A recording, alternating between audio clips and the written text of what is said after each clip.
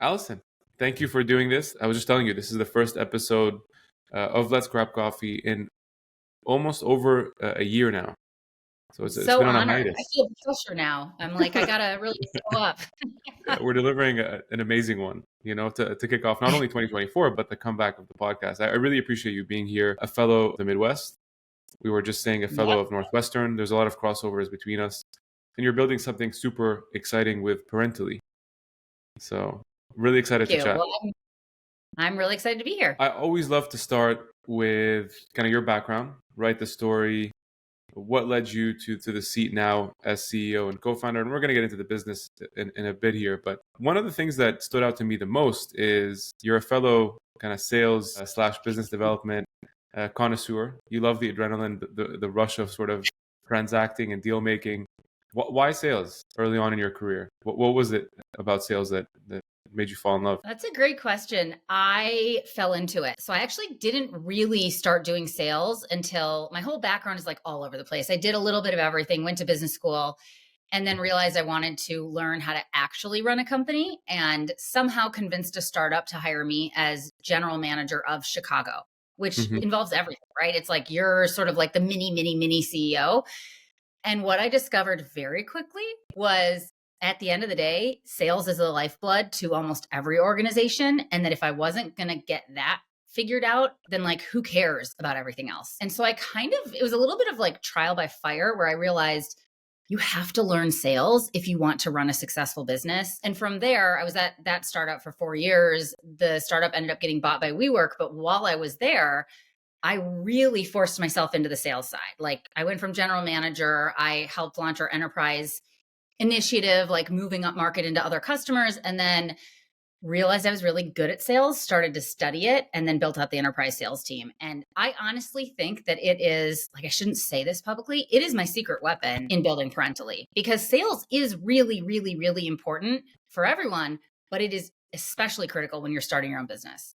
So I don't know, I kind of like fell into it, discovered that I loved it, but you're right. There is nothing better than signing a deal and, the adrenaline of like, and I think a lot of people have a misconception about sales that it's tactics and, you're learning how to do these things. I view it as I am an expert and my job is to make sure that I am helping people. And so I absolutely love it.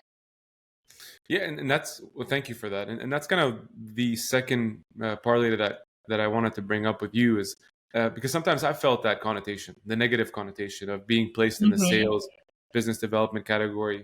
And obviously, it's on us as professionals in our trade to make sure that it's always about the customer, the client, the prospect, being of value, being supportive, going above and beyond. It's interesting how that has a connotation of sort of being kind of the greasy insurance salesperson, and it's always Yeah. been tied to that for some reason. And people sometimes, honestly, I think underrate how difficult it could be as a function. Yeah, You know. totally. And I would even ask you, and how far along are you in your MBA right now? Because Hmm. sales was never brought up in my MBA program ever. It's And true. since I graduated 10 years ago, there are several folks in my graduating class that have gone into sales and been very successful. And we all talk about this. How isn't that so odd that there isn't a bigger emphasis on sales in an MBA program? And I don't know what the disconnect is there, because I do think it is so incredibly important, and it's not about tactics. I mean, of course, there are tactics you use, but it is about learning how to tell a good story and Hmm. teach people and help them understand a better way to do things, and to tell people when you're not a good fit, A because not hundred everyone is percent. a good customer. And so I think the really good salespeople get really good at being honest and also walking away from certain situations where there just isn't a good fit. Yeah. Two quick things on this.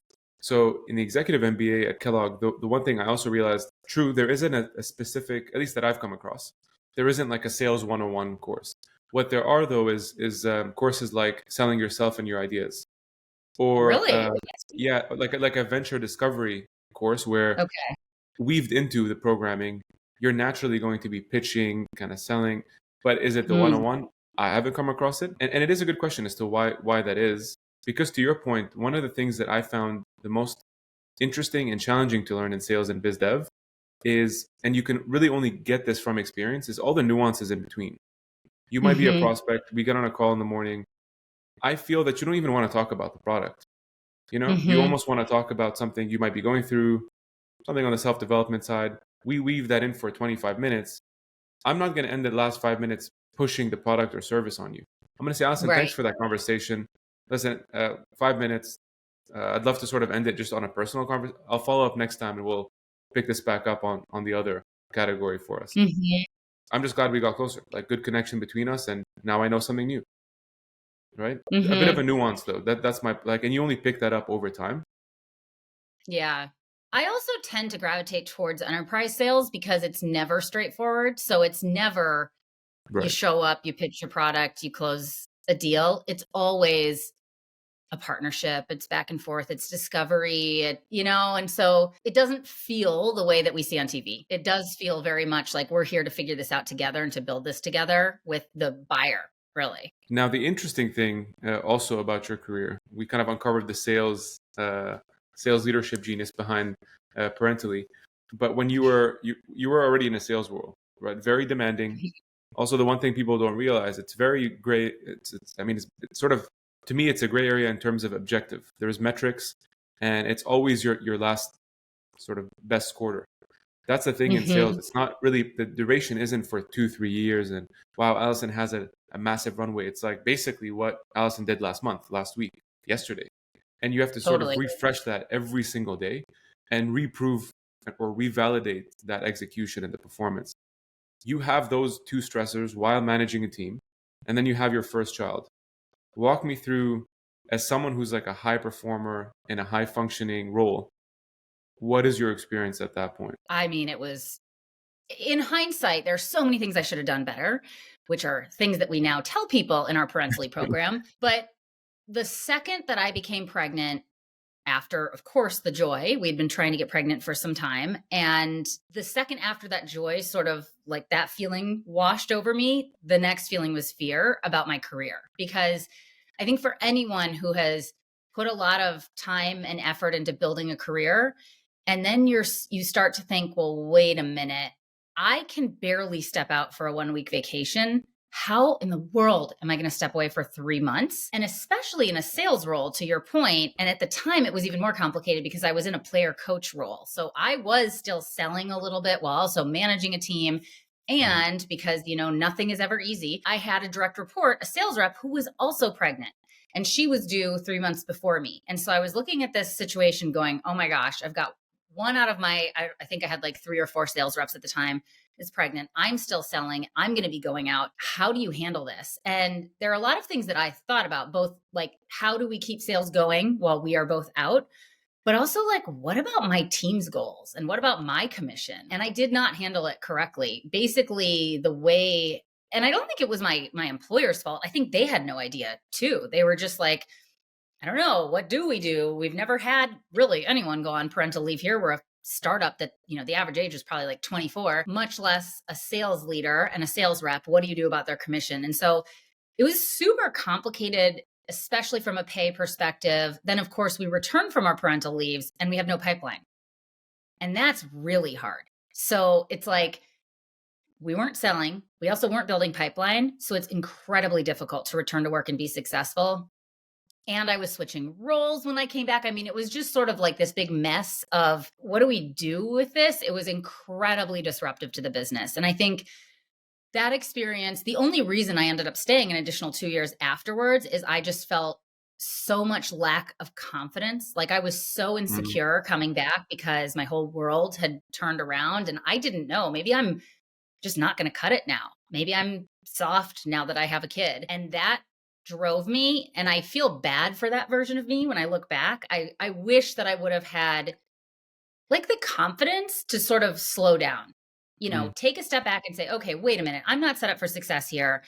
My company wanted to support me. And I think they didn't know what to do. And had I just asked them for the things that I needed, I think it would have been a better transition. Instead, I basically just worked around the clock while breastfeeding and, like waking up every 3 hours overnight and somehow dug myself out. But I realized everyone wants the same end goal. We all want business to do well. We all want to support new parents. It's just nobody knows what to do. Yeah, I mean, there's so many ways we can go from here. I I think what I'm most curious about here is that you're spending 2 years basically, and I totally, obviously, not even close to that experience, but I can resonate in terms of you coming back and kind of having to prove yourself again.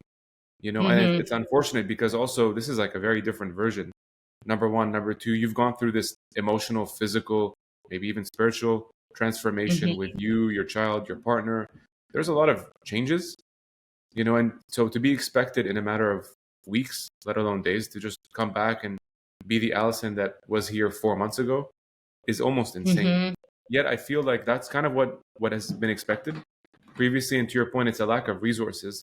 And I wonder why is that though? Like, why hasn't someone questioned it? What do you think the root cause? This is kind of what I'm getting to. What is the root cause of Yeah. why there was a lack of resource awareness information? I think, oh my gosh, I mean, like, how much time do you have to go through this? I think we have a big societal and cultural issue here where, because we don't have a national paid leave entity policy funding, it puts 100% of the onus on private companies to pay for this and to support this. And it's really hard. And so I think what happens in like this capitalistic society is of like, we're not, the government won't provide support. And so the companies figure it out.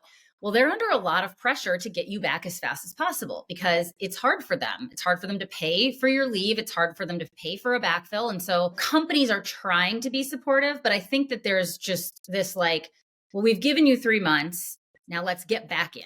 And I think the disconnect there, what we have found in our program is slowing down to speed up is the most powerful thing you can do. So there are a lot of companies that have part-time return months with full-time pay. So the first month that you're back after parental leave, you're only working 20 hours per week. And that does two things. One, it gives the new parent like a better, like entry back into the workplace from an emotional perspective. But the second thing that I think is almost more important is the manager then can't coast. Like they can't just be like, okay, cool, like pick up your old role and go. No, the manager now is forced to say, ooh, if I only get 50% of their time, how are we going to structure this? And what almost always happens, and what we encourage managers to do, is say, first 2 weeks is just learning. Because I think that the big issue that managers have is they think, well, it's Allison. She's been here for 2 years. She knows exactly what's going on. Well, everything has changed in the 3 months that I was out on leave. And so you need to carve out time for people to understand what's different about the business, to meet one-on-one, to reconnect with people, to like figure out their home systems. And when you give people that space, then they come back and then they build like a 90-day plan that is informed, realistic, challenging, because a lot of new parents do really want to be challenged, but in the right ways. And it's just so much better for everyone. And so I just personally think it's like there's a combination of lack of federal paid leave, also just a lot. I don't know why companies have not focused on this problem. When I was starting my business, that was my biggest fear of like starting this business because I Mm. couldn't believe it didn't exist. Why? Like it was crazy to me. It's like, why are all of these companies giving really long paid parental leave policies and nobody has a program in place? Nobody's thought about this. It didn't make any sense to me. And I thought, well, there must be something wrong. And that's why this doesn't exist. So I think there's just like, we're early. A lot of companies have just rolled out these paid leave policies and maybe haven't felt the pain yet. But I don't know. I think there's probably a lot. Yeah, it almost feels like I came across yesterday. I was kind of scrolling through Instagram, and I see this post by Bloomberg, and hopefully I'm not sort of misinforming the data, but it was something like the loss of productivity by employees is costing companies a massive amount. I think it was like Mm. 1.9 billion, or it was a massive amount, right? And just out of curiosity, I always have to do this for data. I'm like, let me open the comment section and see what people think. And all the comments were, well, why is this positioned as, oh, sorry for the corporations, but not on the employee side? Like, well, if we were better compensated, if we were allowed maybe remote work or hybrid, better packages or whatever the case is, that was maybe the 90% of the consensus. And so it Mm. sometimes begs the question, like, how much of the listening is happening back and forth? And also, do you have Yeah. a voice? Do you have a voice? Like, if you were to go through this without creating Parentally, let's say you were back, like, is there a voice to kind of carve out ways to make this better? I think that Right. that's kind of the challenge sometimes. Maybe not everybody does have a voice to do that. I don't know. Well, and you're raising an important point, which is when I returned and had a bad return to work experience, never once did it occur to me to talk to HR. Didn't even cross my mind. Why would I Mm, go talk to them? I talked to my manager. I also had a lot of fear that the problem was me and it wasn't the system. So I think that's part of the problem too, is that HR is tasked with, I mean, they own this, right? But if mhm. nobody is providing this feedback and it's not being escalated as a problem at an organization, then why are they going to prioritize it? And what I have found in selling parentally, just so many companies, is it oftentimes does come down to HR themselves having gone through and experienced this pain point, and then they're like shocked at the experience. Now, not always, of course. And I would actually say larger organizations tend to be a little bit better about knowing about the problem and, they have consensus around they want to solve it. But it is fascinating how often it takes an individual experience to see it, because I think there's a little bit of secrecy and fear of sharing when you go through a negative experience like this. Because I really thought, like, maybe this is just me. Maybe I just can't cut it, What was the which is first not thing you true. did? No, not at all. You're Oh quite the opposite. gosh. Like, what was the first thing you? So you realize this, right? You're almost 2 years back into the startup grind. Yeah. What's the first thing you do? Okay, now you have this epiphany, and you're like, all right, tipping point. Great. Now what? Yeah. Honestly, I wish I could remember exactly what it was. At the time, I had been talking to my co founder about this problem, and just more broadly, how do you support new parents? But it took us a while. I want to say about a year after I had my first child, that's when we really got serious about this problem. And the first thing we did is we went around and we talked to a bunch of others. She also has an MBA, actually from Mhm. Kellogg. Yeah. And so we kind of reached out to our two networks of women. We went to the women first and we said, is this what's happening to you? Is this like just us? And she comes from consulting from one of the big companies, is the big, I don't know how many there are, three or four, when she had her first two kids. And so I thought, this is interesting. I was at a startup, she was at a huge company, and we're both dealing with problems, slightly different in nature. She was not in sales, obviously, but we started to hear, yes, like everyone had varying degrees of this story. And that from there, we developed the first version. We were like, all right, well, if we want to test this, let's put together just like an MVP and put it out into the world. And so she and I both, while working full time, basically like built an MVP version of what is now our career coaching program. And we went, I don't know, we didn't put it on LinkedIn. We sent an email to a few people and we said, we're just going to run a pilot. Like, here's the concept. If you know anyone who's pregnant, send this to them. We've got 10 free spots. And like 40 people signed up within like 2 days. So we were shocked at the interest. We ran the coaching pilot. It went really well, but we told them this is not a company. Like, we didn't even have an LLC. So we were like, this isn't real. Don't tell anyone.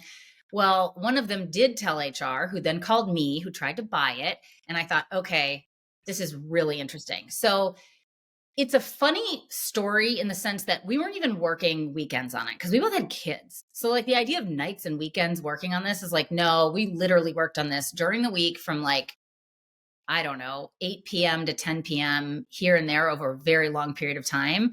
But Mhm. then once we had that proof of concept that we created value and that HR was coming to us to buy it, to me, those were like the two biggest things to prove that this was there was possible interest out there. Mm. So, personal pain point, obvious. Like Hmm. you went through this yourself, but you also validated that there was a decent enough market at that point. Like you didn't know how large it was, but you're like, let me validate, let me make sure this is not just something I went through because Right. of maybe my situation or the company or the role. So that checks. You obviously spoke to a co-founder who has complementary, features and Hmm. traits, and then you get rolling. Especially, I feel like the cool part about this is you had someone who was willing to buy the product even before the company was formalized. What a great way to Right. validate what you're building, right? Right. And we didn't get too far in those conversations because I was like, we don't even have anything to sell. Like, we were not set I up. But know, I did take the intro call to understand from her, why do you want to buy this? And, if the price point is X, like, what do you think? So it was enough of like right? putting something out there to get information. And that was the most exciting for me because coming from sales, I know how hard it is to sell, particularly B2B. It's just so hard. I always expected that the users would want this, because who doesn't like career coaching? I mean, it's an amazing experience. What I always was unsure of is, can you sell this to the end buyer? Because we did not want to sell this to the parents for a variety of reasons. I think number one, the value is really for the business, and they should be paying for this. And two, individuals will never, like, the amount that they would pay for a coaching program wouldn't even cover our costs, because they're going through the most expensive transformation in their lives, welcoming a new human. They're going to have to pay for childcare and et cetera, et cetera. So we always knew from day one we wanted to sell B2B. And I was very unsure if we would be able to sell for many reasons. And so it was exciting, but also, as I'm sure you can appreciate, a lot of people say they'll buy when they won't actually. So I still didn't know that when I actually went in full time and started the business, because I hadn't actually sold it yet. And so when you fast forward, like you're basically now experts, right, in parental leave, employee experiences. You help them form these policies, how to facilitate the training, making sure it's a good experience on both ends. One of the things I really wanted to ask is, like, well, what has been your biggest takeaway, both being in kind of the opposing side, but now on the side that's actually delivering this kind of service to companies and to employees? What's been the biggest, like, aha moment that was kind of the coolest part of building this startup focused on this specific service, let's say? The biggest aha, you mean in terms of like the parental leave space, not starting a business, right? Yeah, just even like as you're building this, right? You're talking to so many companies, you're helping them Yeah. with training. What was the nicest part about, or maybe even the most revealing? You're talking to a company and you're like, wow, that was surprising. I didn't even know this was even a problem or a pain point, and we helped them with it. On the employee side, this was the most critical, the most recurring kind of thing that kept coming up with employees is this segment. Yeah, there are a few things that I've been surprised to learn once we put our coaching program and manager training out into the world. One is, I've been very pleasantly surprised at how many fathers go through our program and find tremendous Mm. value from it. So when we first started, we always wanted fathers to use it. So we built it intentionally to be gender neutral. But I always suspected, like, I don't know if fathers will want this, because many of them don't take really long leaves. And so if you're only going to take like 3 or 4 weeks, are you really going to want to go through this program? And I just wasn't sure if the same problems would resonate with fathers. And the answer has been a resounding absolutely. 40% of the people who go through our program today, and we have thousands going through it every year, are fathers, which is really exciting to me. The other things that have been really pleasantly, like, surprising to me is the utilization numbers are a lot higher than I expected, that people are using this program. I thought, honestly, when we first built it, we very much built it for like a senior person who has a really complicated role and is navigating parental leave. And then over time, we expanded it to be much more inclusive. And I've just constantly been very pleasantly surprised at how many different people with so many different challenges and concerns get so much value out of it. And then the last thing, very specific, I would say, there's one thing we do in our coaching program that I thought was really important, but I didn't think people would like. It was a little bit of like, yes, it's important, but it's not like the thing that people constantly point back to. And that's documenting their communication preferences before they would go on leave. And what I mean by that is, we have Mm. people think about, while I'm on leave, what are the things that I would want my manager to reach out to me about? And that, you cannot believe how often people say that was the most helpful exercise that we forced them to do. And the reason for that is they'll say things like, there's this promotion that I have been hoping to get, or this new role in this other part of the business that I've been waiting to get. And luckily, I told my manager, hey, if something comes up, and this is usually in larger companies, if something comes up that you think I would be a good fit for, send it to me while I'm on leave.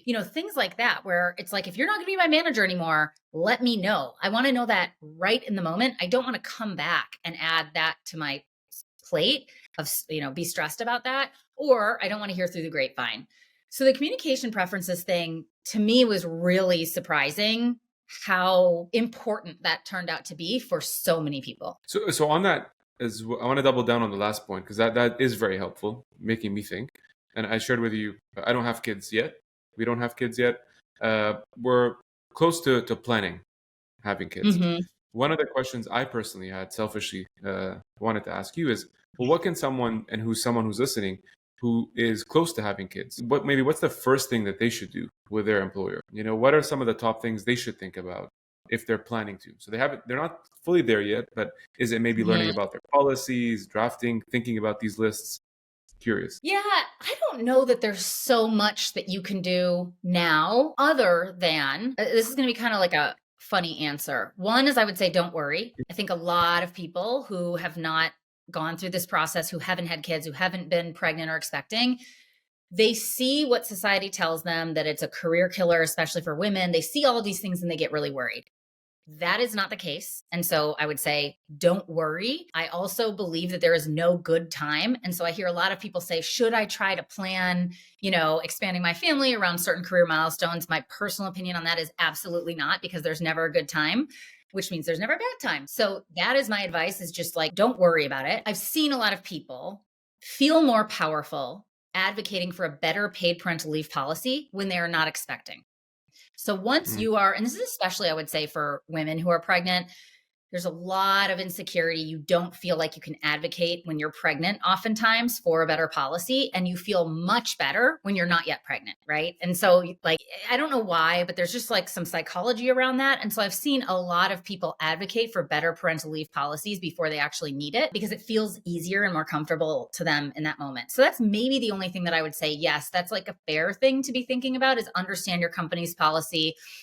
And if you are new at your company and you are trying to get pregnant right now, make sure you understand their tenure requirement. Because I think a lot of people are shocked when they find out that you have to be at your company oftentimes for a full year before you qualify for paid parental leave. So if you are a woman, actually, or a man, doesn't matter. If you are anyone, you join a company, you find out you are expecting, that tenure requirement is as of the date of the placement of a child if you're adopting, or the birth date, like when you give birth.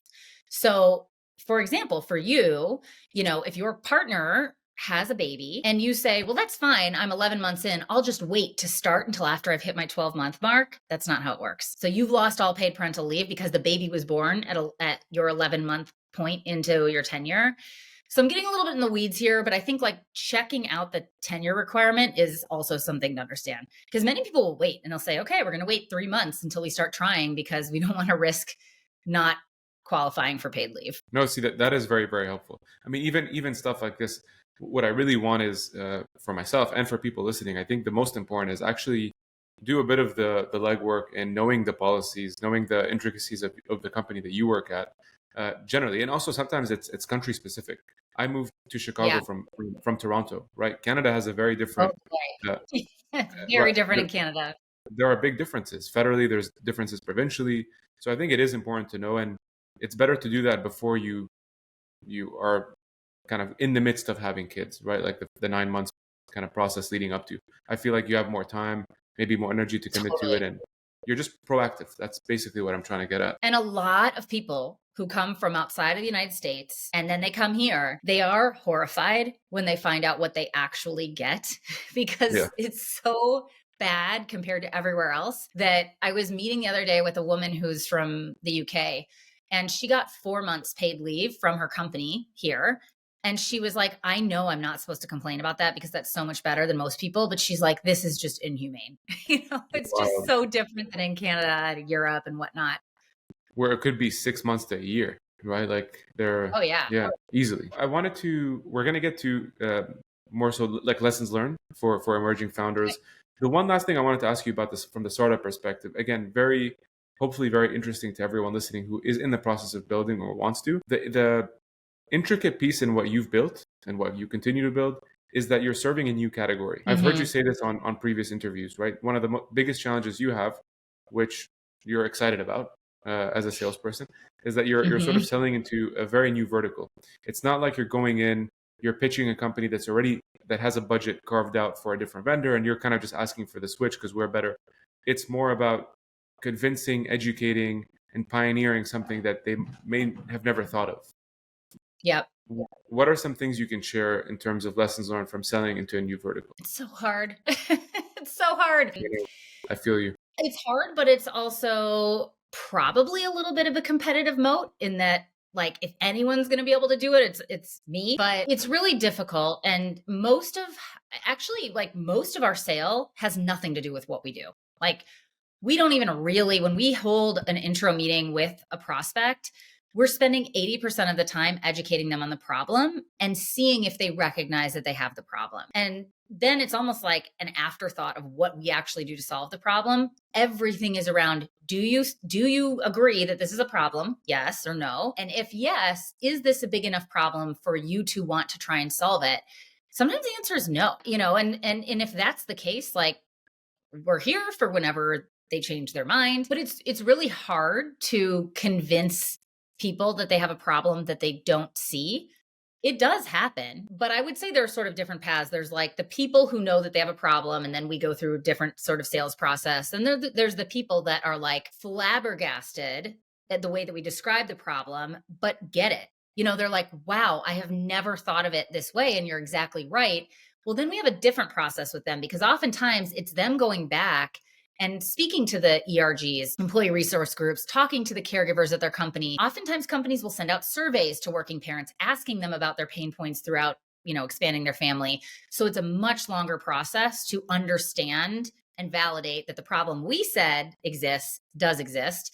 And then there are some companies where either the person just, they don't feel that it's their responsibility to focus on this, or they don't really see this as a problem. I mean, we're told oftentimes, like, this does not happen at this company. This is not a problem here, which is not true.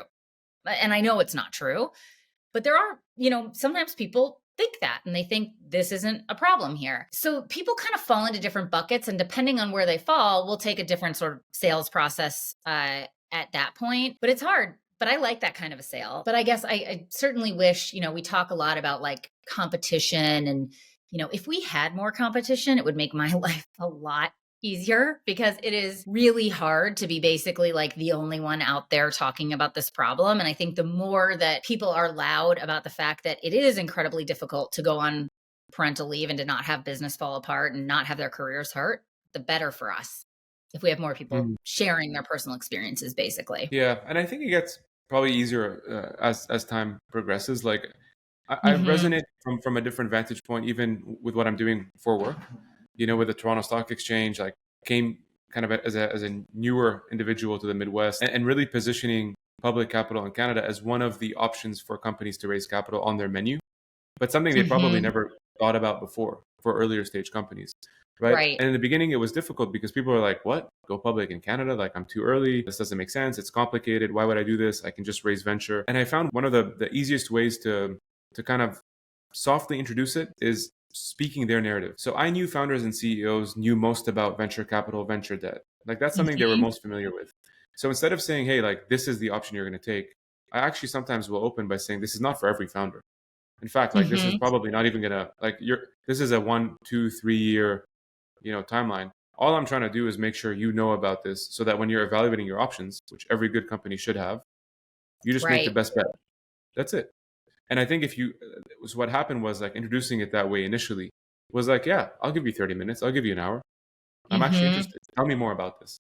And if it's not right for them, they would sort of promote it to someone in their network that they're like, you know what, I think that you should talk to George. There might be something there. Yeah. I don't know if that makes sense to you, but you're making me think also, one of the things that we've thought about is, like, because oftentimes what happens with us is people will say, oh, you're a benefit to support parents. Well, we already have a benefit for parents.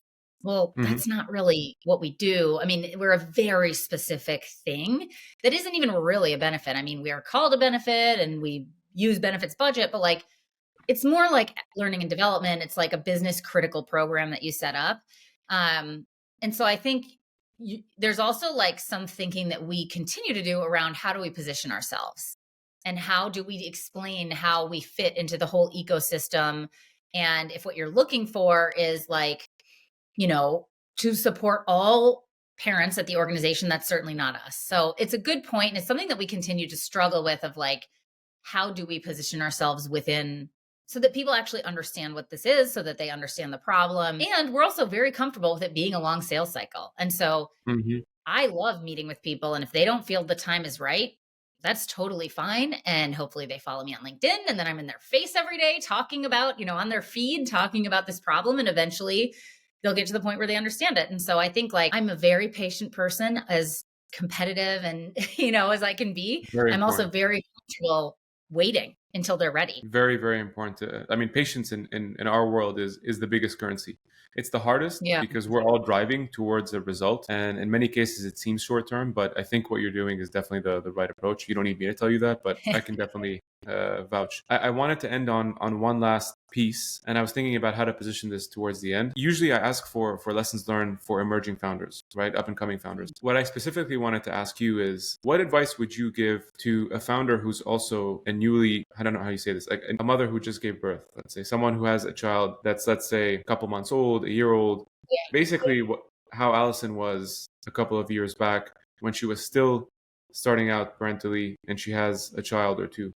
What advice would you Yeah. give to that specific founder? Because that's different advice than the general. I actually don't know if I would give different advice. So I was pregnant when is that right? That I was pregnant when I started yes, I was pregnant when I started the company, or I got Mm-hmm. pregnant a month after I started the company. I had one child. I got pregnant a month after I started Parentally, full time, I should say. And then I was also pregnant with my third when I raised our seed round 2 years later. So I've sort of done everything that you're not supposed to do. Started a company, had a baby, also was pregnant when fundraising. And maybe this is just me because I'm like around pregnancy and motherhood all the time, but to me, it feels very normal. And the hardest part was being out of work for parental leave. I mean, ironically, given what I do. But other than that, I think maybe like the only thing to consider, like the reality is when you have children, it's more just like a financial decision. But I don't know that that's that different if you're a parent or you're not. I mean, at least I can speak to our decision, my husband and I, when we talked about me doing this full time, it was not at all about family building. It was entirely about money. Like, Mm. can we afford for me to be not making any money for a year? And at the time, we like ran all the numbers. We had advice from other entrepreneurs who said, you need to pick a time frame that you can make no money and not hurt your lifestyle. That was the advice that I got from everyone. And I thought that was great advice. So we like mapped it out and we said, okay, 6 months. I can go 6 months without making any money. We can go a year without being like really bad. Well, of course, I didn't pay myself for a year and a half. So it got very stressful. And that was in the midst of like having a child. And I mean, it was really, really, really stressful. So I took the advice. And then what always happens is like you always feel like you're real close. We're so close. We're so close. I'm not going to give up. And luckily, I didn't give up because now we're doing much better, of course. But I don't know that like the children part really. Like to me, I was always going to have 3 kids, always. I just have to live my life and make these decisions regardless of the timing of that. And I know that this is going to sound so like I'm just saying this because of our brand. But honestly, I was better at my job because I was pregnant all that time, because I had this ticking time bomb in my stomach that was like, we have to hit these milestones because I'm literally going to be out for 3 months. And so it really drove me to make really smart decisions, to use my resources efficiently, to hire a little bit earlier so that people could learn things, so that they could transition. So I just think that like, I know I'm giving you a non-answer, but I just don't know that like the having baby part of my journey was really entering my decision making so much. Nice. I think either way, hopefully to someone hearing this, is a bit relieving, I would say, in many ways, Yeah. right? That it's stay the course. One thing actually I will end on, which is quoting you, but from a different interview, which really resonated, is just have a bias to action. Break things down to small steps, do them, get feedback, make mistakes, learn and move on, right? And I think that's a great way to kind of end it and say a thank you to you for giving me a bias to act and bring this podcast back to life. So thanks, Allison. I love that. Thank you so much.